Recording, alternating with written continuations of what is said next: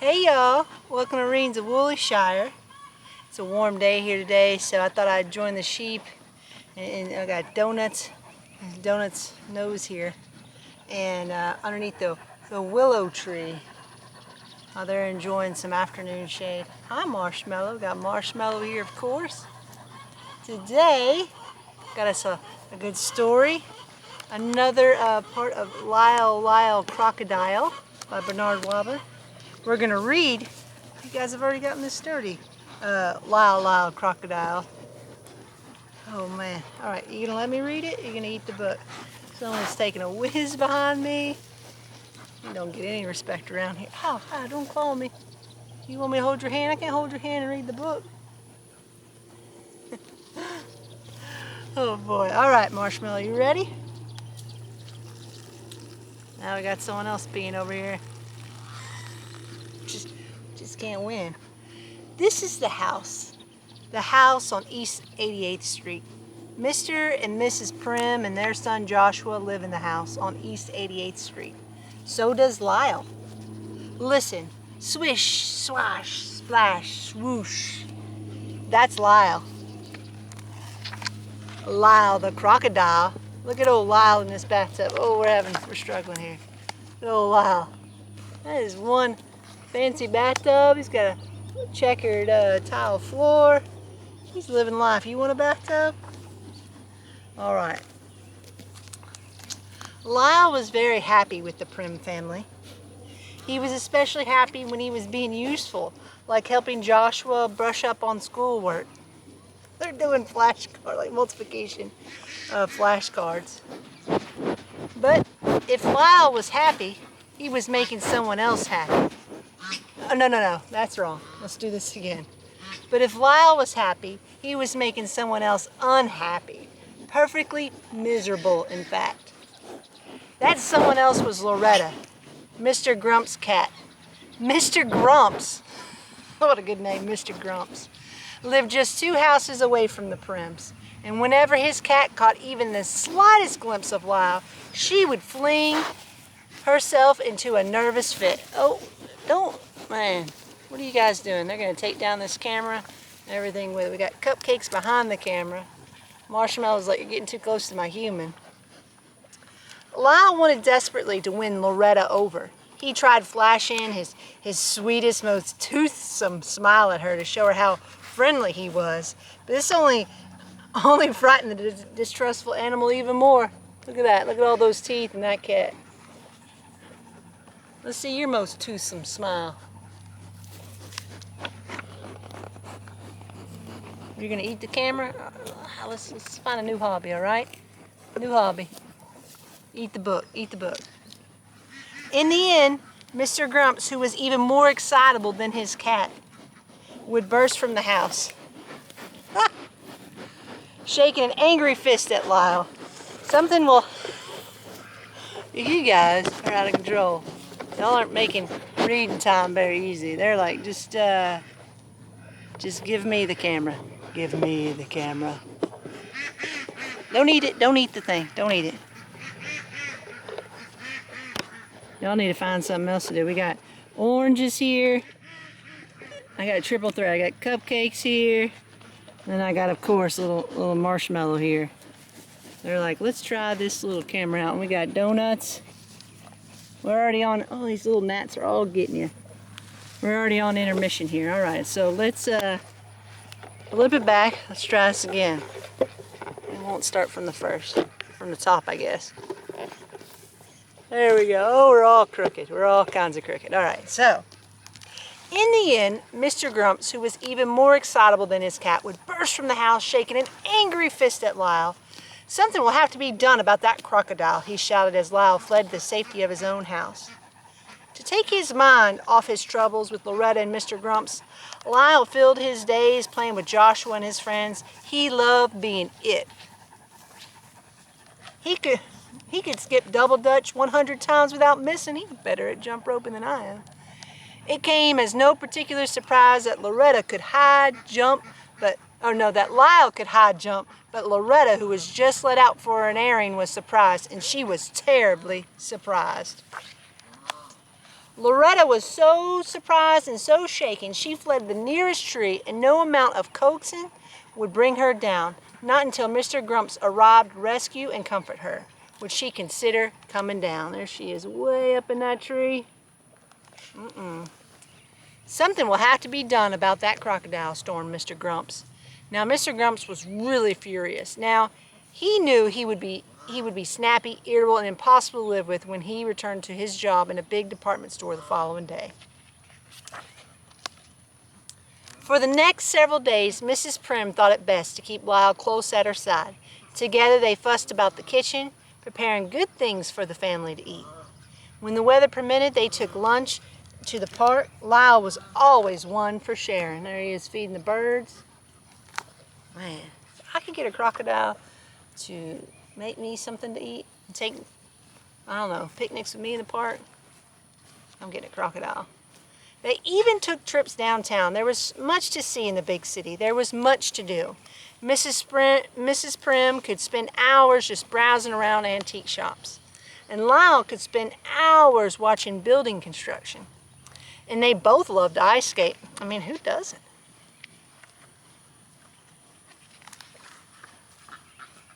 Oh, there we go.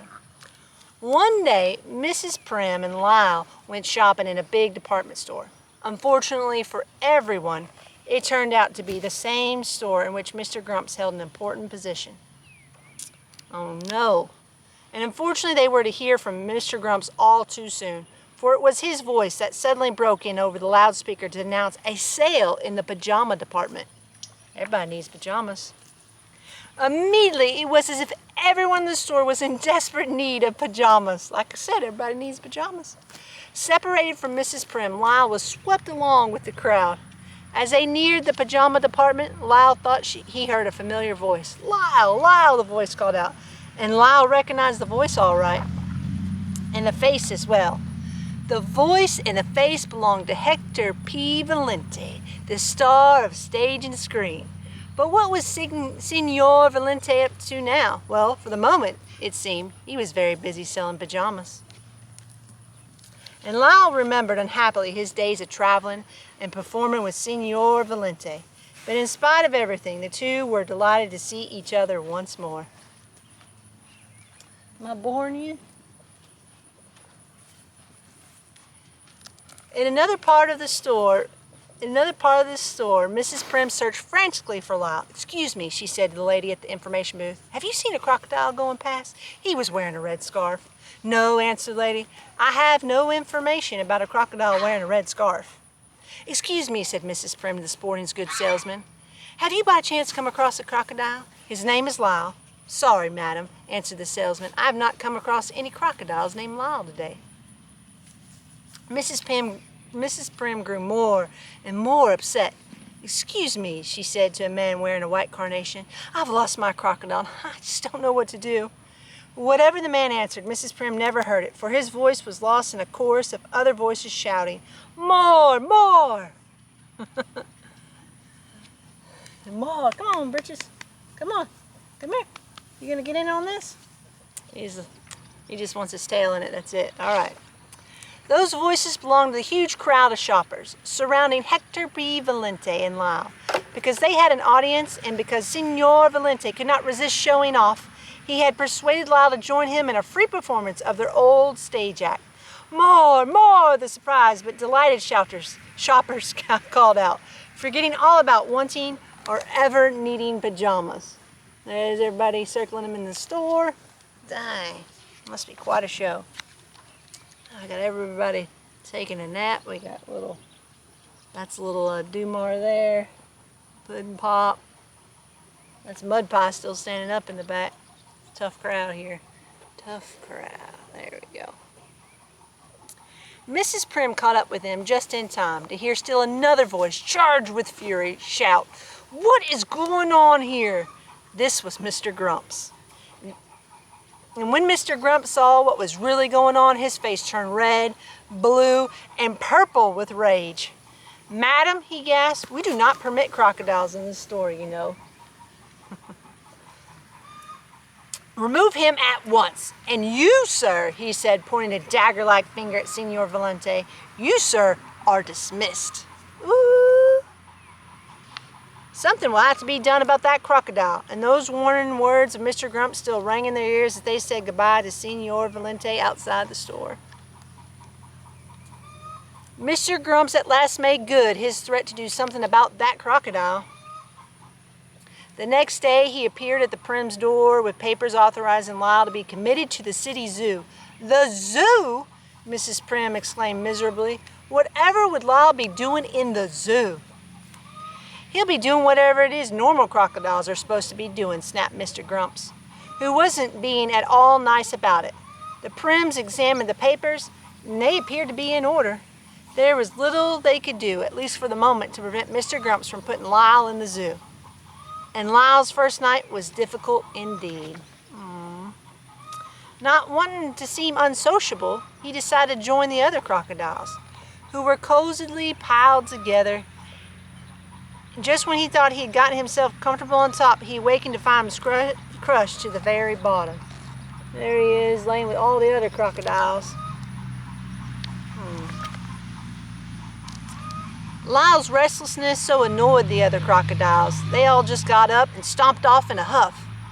And Lyle was happier during the day when visitors came. He amused everyone with his unusual tricks, and before long he was the biggest attraction at the zoo. We expected that. Joshua and Mrs. Prim visited regularly, arms laden with games and the Turkish caviar Lyle so loved. Mrs. Prim did her best to smile and appear cheerful, but just couldn't hide her concern. "Are you feeling all right, dear?" she would ask. "Are you getting enough rest? Are you making friends with other crocodiles? Do the lions keep you awake at night? Is the floor too damp? Do the flies pester you?" Boy, they pester us out here, that's for sure. You get farm animals, you're also getting pet flies. They come with the farm animals. Lyle shook his head yes or no, depending on the question. He tried putting on a brave front, but Mrs. Prim knew very well he was unhappy and fought back her tears. I don't know if you can hear that chicken just laid an egg, so it's singing its chicken egg laying song. Egg laying song. Come here, Britches, you coming in here?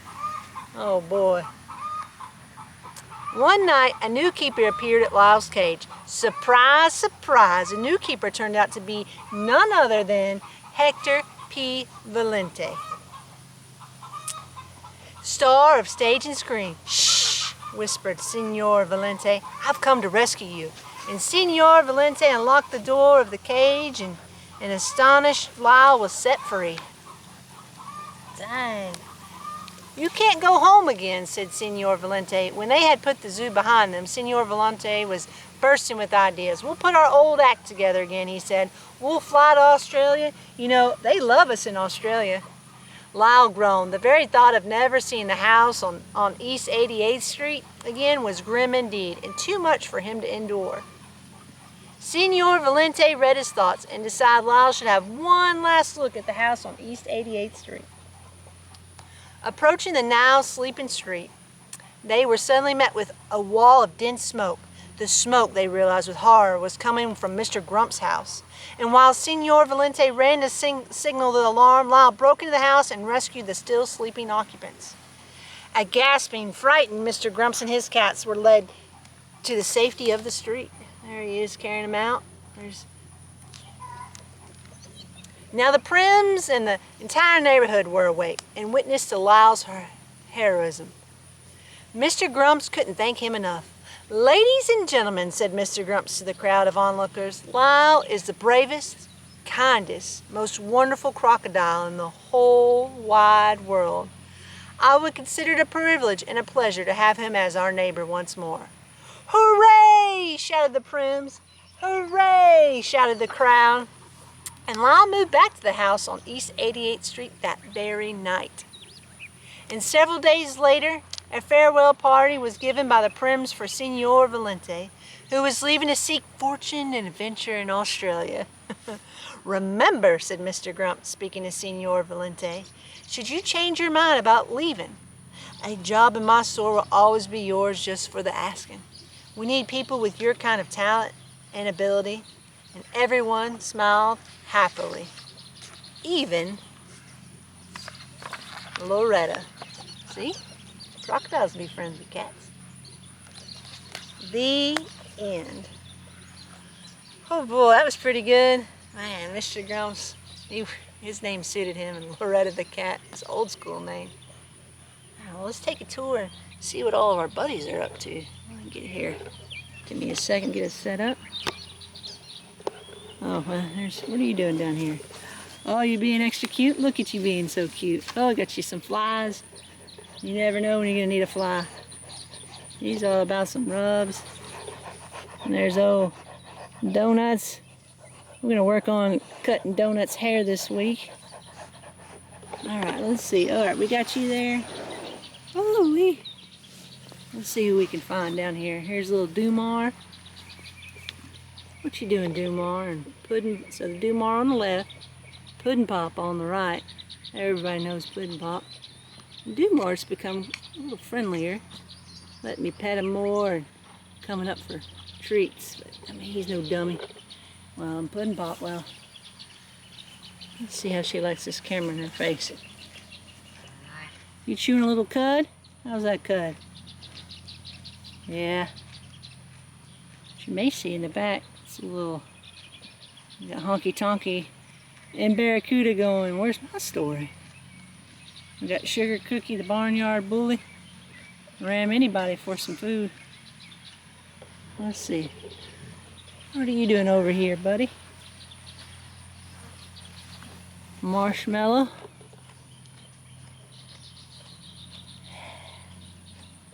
What you got in your hair there? You got something in your hair? There we go. Oh yeah. Always cruising for pets. You know what's funny about Sergeant Marshmallow is we feed all the sheep or whatever in the morning, and Sergeant Marshmallow doesn't care about what they're eating, marches back to the barn to get her own snacks. She's no dummy. And here's her mom. Colonel Popcorn is probably my tallest female sheep. What are you doing? Yeah, looks a lot like Marshmallow for sure. I just love it. It's like they're chewing bubble gum, and they're just chewing their cud.